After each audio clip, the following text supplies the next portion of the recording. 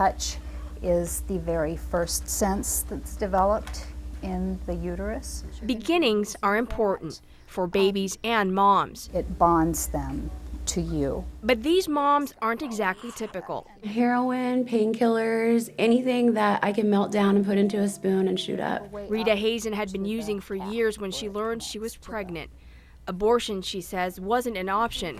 She'd heard help was available downtown. Pregnant women get immediate access, but everybody else will wait at least a year before they can get in this program. Ron Green runs the Center for Drug Problems on East 4th Avenue.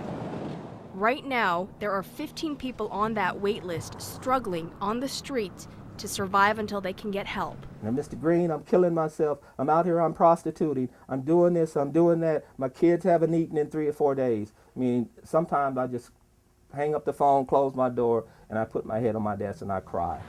The center is helping 104 people. It has just enough money to treat 100, though. Can I spare 40 cents? But there are so many who need help. Rita is just one of them. Say hi, Mama. He's almost 20 pounds. Her journey to stay clean begins anew every day. Say bye, Mama. To understand how Rita Hazen, a mother of 3, ended up at the Center for Drug Problems, you have to go back about 15 years. Initially, when I first started getting painkillers for my back after the birth of my first child, it was things like Vicodin, Tylenol 3s, just really mild stuff.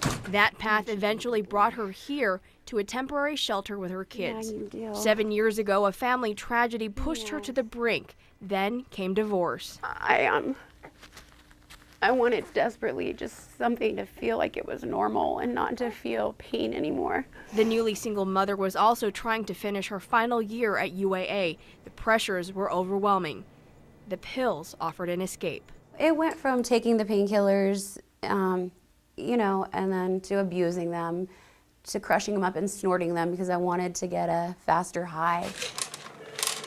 When her doctor stopped writing her prescriptions, Rita went to another doctor, then from doctor to dealer. The first time I really tried heroin was, it was right after a Christmas dinner. And I went with him, we went to a hotel in Spenard, and he brought me inside. He had a clean needle, and we sat inside somebody's hotel room, and $50, I got high.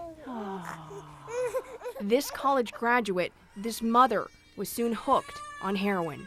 I'm just your normal girl next door. It could really happen to anybody. Then the baby changed everything, and Rita had to admit she had a problem. They're courageous in my eyes that they come here and say, I need help.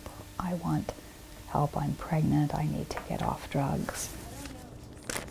Deborah Laughlin is with the Center for Drug Problems, one of only 2 methadone clinics in the state. Methadone is a narcotic.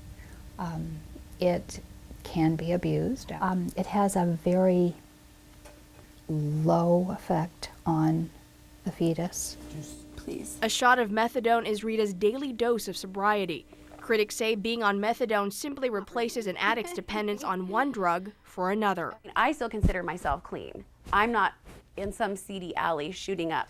I'm not looking for drugs for the minute I wake up with a $50 bill, hoping somebody will come across, call me if they have some really good tar. And slowly move your hands. For the first time in years, Rita says she doesn't look for escape and she can focus on being a mother. He's what saved me as well. The future is now in her hands.